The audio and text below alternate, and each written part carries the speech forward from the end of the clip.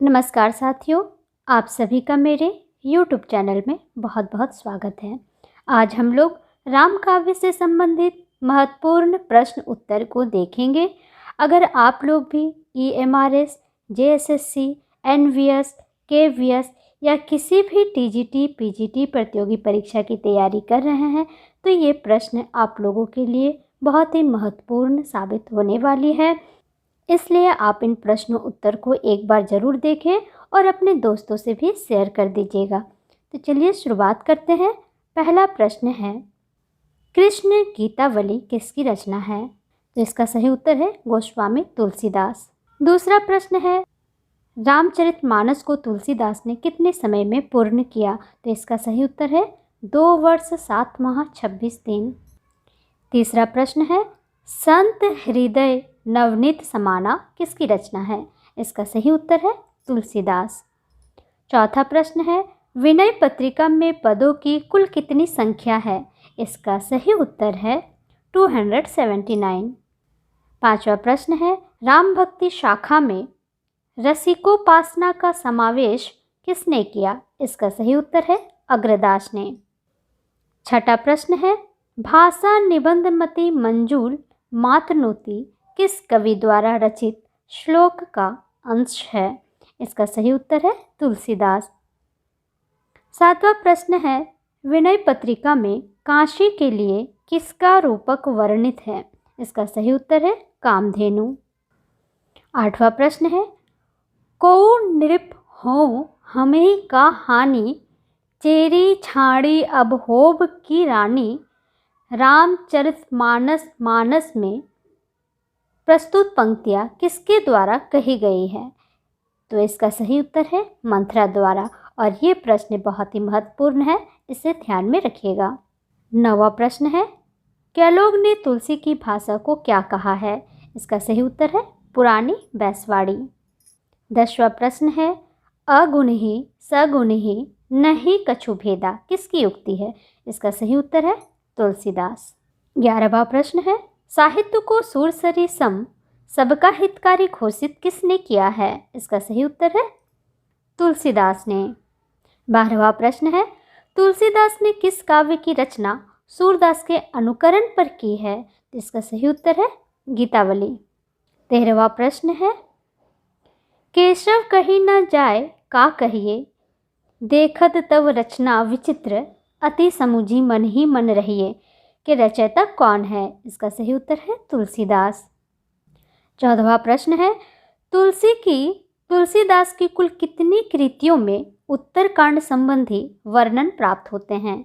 इसका सही उत्तर है 4।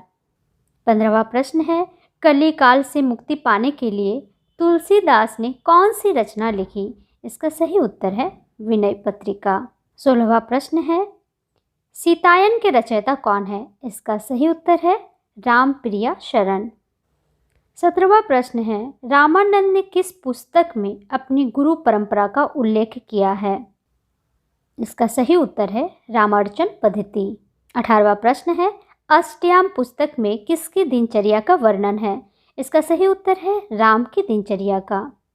19वां प्रश्न है, राम रक्षा स्तोत्र रचना के लेखक कौन है? इसका सही उत्तर है रामानंद। 20वां प्रश्न है, रामचरितमानस के ज्ञानदीप प्रसंग किस कांड में वर्णित है? इसका सही उत्तर है उत्तरकांड।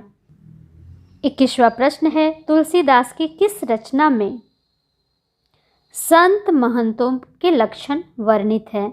इसका सही उत्तर है वैराग्य संदीपनी। और ये भी बहुत महत्वपूर्ण प्रश्न है, इसे भी आप लोग ध्यान में जरूर रखिएगा।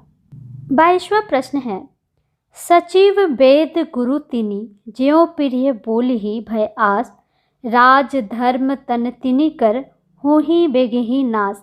ये दोहा रामचरितमानस के किस कांड में है? इसका सही उत्तर है सुंदरकांड। 23वां प्रश्न है, अयोध्या कांड के प्रथम श्लोक में किसकी स्तुति की गई है? इसका सही उत्तर है शंकर की। और ये भी बहुत महत्वपूर्ण प्रश्न है, इसे भी ध्यान में रखिएगा। 24वां प्रश्न है, अब लो नसानी ना नसे हो तुलसीदास की ये उक्ति उनकी किस रचना से उद्धृत है?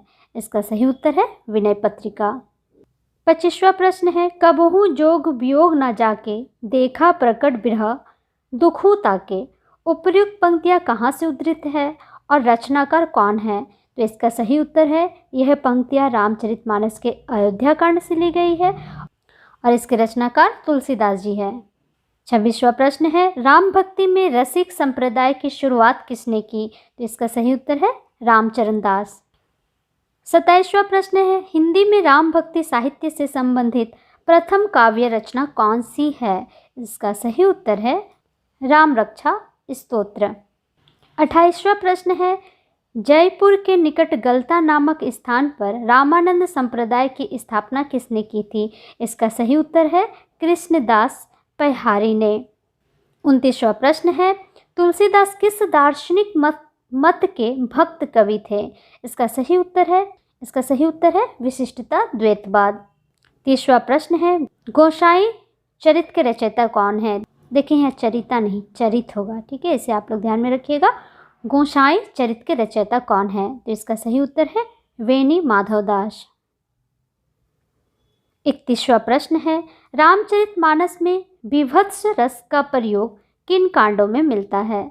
इसका सही उत्तर है अरण्यकांड और लंका कांड में। 32वां प्रश्न है, रामचरितमानस का सर्वप्रधान रस कौन सा है? इसका सही उत्तर है शांत रस।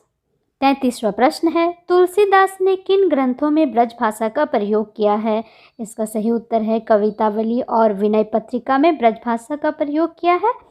34वां प्रश्न है, राम भक्ति में सवसुखी शाखा के प्रवर्तक कौन है? इसका सही उत्तर है रामचरण दास।